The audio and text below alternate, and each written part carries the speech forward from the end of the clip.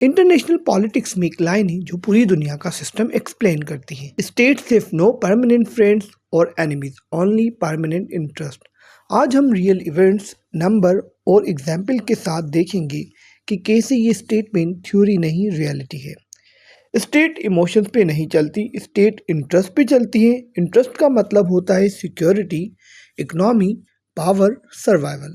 अगर आज का दुश्मन कल फायदा दे तो वो दुश्मन नहीं रहता, और अगर दोस्त नुकसान देने लगे तो दोस्ती खत्म।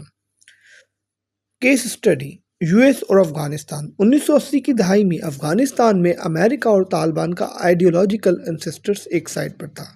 सिर्फ एक वजह, सोवियत यूनियन का खात्मा। अमेरिका ने बिलियंस ऑफ डॉलर्स के वेपन दिए, लेकिन सन 2001 के बाद वही लोग नंबर 1 दुश्मन बन गए। क्यों? क्योंकि इंटरेस्ट चेंज हो गया। फैक्ट ड्रॉप, यूएस ने अफगानिस्तान में $2 ट्रिलियन एक्सपेंड किए। सन 2021 में सिर्फ इंटरेस्ट खत्म होने पर एग्जिट कर दिया।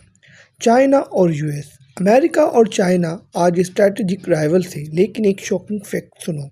सन 2024 में भी चाइना और यूएस ट्रेड $575 बिलियन से ज़्यादा था। मिलिट्री राइवलरी, लेकिन इकोनॉमिक पार्टनर। क्यों? क्योंकि दोनों की इकोनॉमिक इंटरेस्ट परमानेंट है। सऊदी अरेबिया और ईरान। सऊदी अरेबिया और ईरान डिकेड्स तक एनिमीज रहे, लेकिन सन 2023 में चाइना की मीडिएशन से डिप्लोमेटिक टाइज रिस्टोर हुए। क्यों? Oil stability, regional economy, internal security. Interest ने आइडियोलॉजी को हरा दिया। पाकिस्तान और वर्ल्ड पावर्स। पाकिस्तान का केस और भी क्लियर है। कोल्ड वार में यूएस का अलाय, वार ऑन टेरर में फ्रंट लाइन स्टेट, फिर भी प्रेशर, फिर सैंक्शंस, फिर नेग्लेक्ट। लेकिन जैसे ही geographical importance, regional instability, counter terrorism वापस रेलेवेंट, पाकिस्तान फिर टेबल पर आ गया। क्यों? क्योंकि इंटरेस्ट जिंदा हो गए।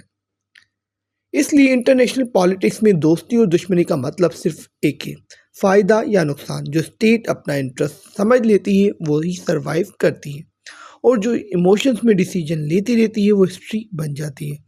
इसलिए कहा गया, स्टेट सिर्फ नो परमानेंट फ्रेंड्स,